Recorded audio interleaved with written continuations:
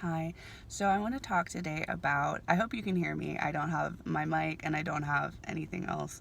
Um, but I wanted to talk today about shame and why it's a weak point if you need to shame others to get them to behave. Why it's not actually a strength and it's not something that is a positive. And the reason I want to talk about this is because I actually had a question. I had made a comment about how weak men shame women for their sexuality. And someone asked me, how does weakness correlate with shaming other people? And I realized, well, people probably don't understand that. People don't understand the correlation between shame and weakness, like needing to shame others and having a weakness within yourself and insecurity within yourself. So I'm going to explain that today. And first, I want to start with the root of shame, what shame is and where it comes from. So, shame is a biological affective reaction, it's not an emotion.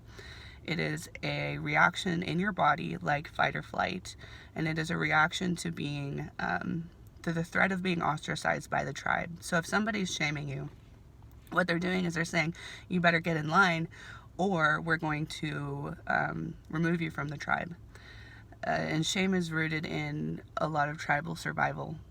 So back in the day when we were needing to live in tribes and, survive in tribes, it was very important that the tribe was cohesive and that the tribe was a unit and that the tribe behaved as a singular unit. That is how people survive. That's why we're on the top of the food chain. It is because we are able to work in groups.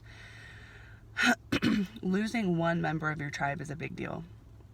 And I know that in today's really, really disconnected modern society, like ghosting people is super normal, cutting people off is super normal. Well, you didn't do that back in the day. Instead, you tried to get them to behave in the way that you wanted them to behave via shame. And so those shaming tactics are forms of social control. They're not, they're survival tools. They're not necessarily tools of love. So if somebody went out on a limb and said, hey, I think we should do things this way in the tribe, but that way would get the tribe killed, or it was just a bad idea, or it was too out there and too crazy, what people did was they shamed that person until they shut up, basically. And as a last resort, what they would do is they would ostracize that person from the tribe. So they would cut them off and they would be like, you're on your own now, if they didn't shut up, if they didn't change their ways. So that's what shame is. That's the function of shame. That's why we use shame. It's baked into our body, it's baked into our DNA. And that's not necessarily a good thing. It doesn't necessarily have to be there. It's one of those things that you need to become conscious of and aware of, just like your fight or flight reactions. So training your body to notice shame and training your body to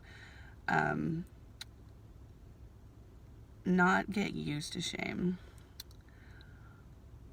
but to kind of overcome shame is important, just like it's important to train your body not to like jump every time a light switch is turned on, right? Training your body to kind of be more aware in a conscious way with the fight or flight reactions is the same thing with shame. So training your body to become aware of, okay, I'm being shamed by this person or this group. Why is that? What is it that they're needing? What is it that how am I posing a threat to them right now? And I'll get to that. I might get to that later. I think that was pretty succinct. But so why is shame a weakness? Why is shaming other people a weakness? So feeling shame isn't necessarily a weakness, though it does point out to you where you are needing approval from others and where you're where you're like needing to fit in with others. So that's something to look at. Like if you're feeling shame or if you're feeling shamed by others, that points out a place in which you feel vulnerable and in which you feel like, I'm going to be attacked for this, or I've been attacked for this. So maybe go into that and look at that and see why and what needs to happen there. But that's not really what this is about. This is about people who shame other people and why that is a weakness. So it's a weakness because it points out an insecurity. If the tribe felt secure with themselves, they wouldn't need to shame other people's behavior because they'll be like, whatever, it doesn't impact us, right? So when people, especially people who are not in your tribe, are shaming you for something like your sexuality, what they're doing is they're saying your sexuality or this behavior that you're doing is a threat to me and you need to stop. What does that say about them? It says that they have a weakness there. There is not a solid foundation within themselves around that thing. And because we're living in an emotional dark age and a sexual dark age, a lot of people are made very insecure by other people's sexuality. A lot of people are made very insecure by other people's emotional well-being or their personal expression or their intensity or their darkness or whatever. Whatever people are made uncomfortable by, that makes them feel kind of a threatened sense of self, that is what they're going to shame you for, because they personally do not have a solid enough foundation within themselves to say, whatever anyone else is doing out there doesn't affect me, I'm good. So do you see how shame correlates to insecurity and weakness in other people? It shows, when someone is shaming you, it shows you where their weak spot is. It shows you what they are insecure about, that they are needing you to change within yourself so they stop feeling insecure about that thing within themselves, because they have not done their inner work around that thing. They do not have a solid foundation around that thing, and they do not have a real good sense of self around that thing.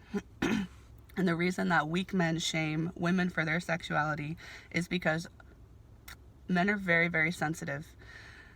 They're very, very sensitive to beauty. They're very, very sensitive to sensuality and sexuality. And when a woman is more powerful in that and very powerful in that, and she comes at him, and she's like, hi, this is just me. And he's like, whoa. Sometimes it can be overwhelming.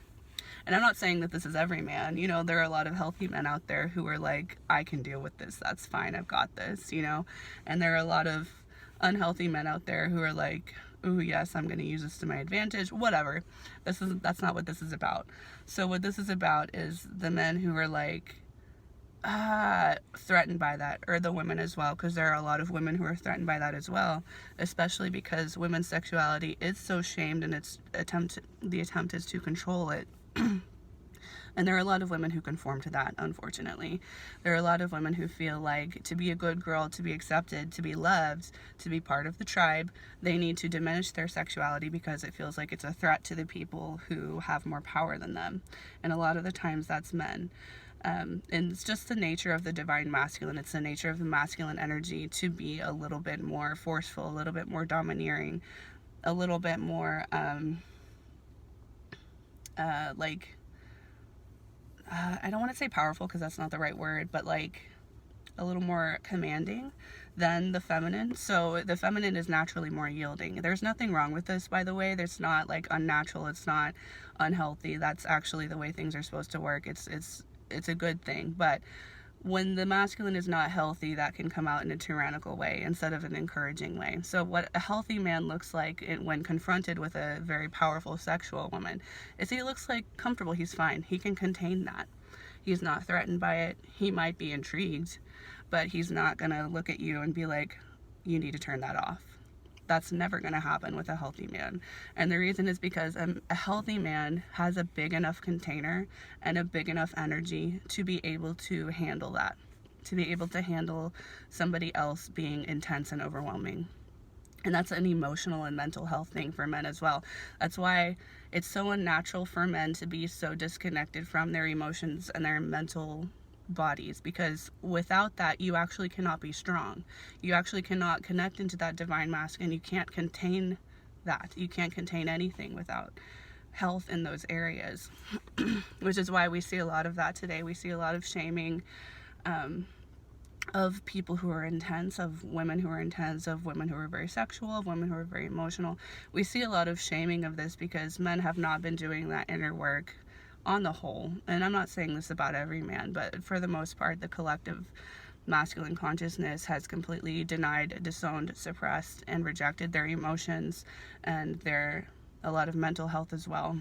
And that's not necessarily their fault. It's like the way that people are taught to deal with emotions and mental health doesn't necessarily work for men in the same way as it does for women. It's not like they're a different species, but the whole like just sit there and cry about it and talk about your feelings thing, it's not necessarily the best way for men to deal with their emotions. Like a lot of the time they need to like go on an adventure, you know, and have like a bro bonding moment. It's a little different, you know.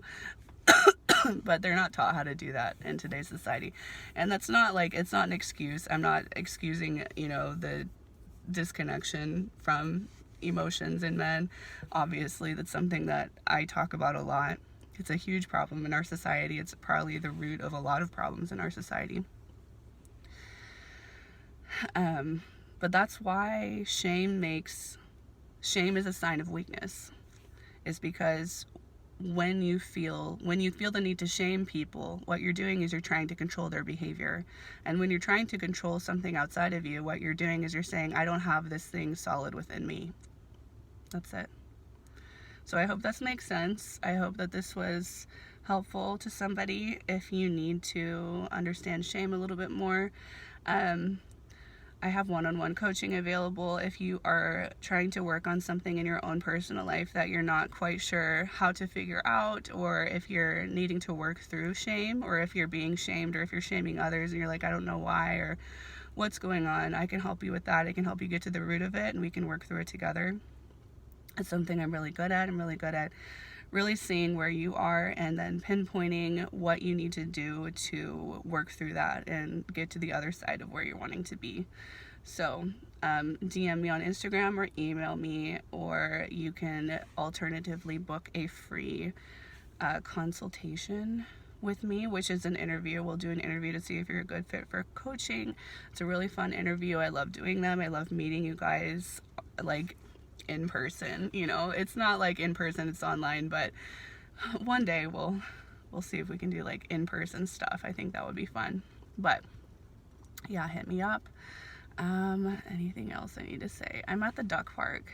Let me see if I can turn this around. No, I don't know how to do that. I'm sorry, I'm a boomer. I just made the lighting all weird. I'm getting over a cold, so anyway, I hope that makes sense. I love you, and I hope you have a great day. Mwah.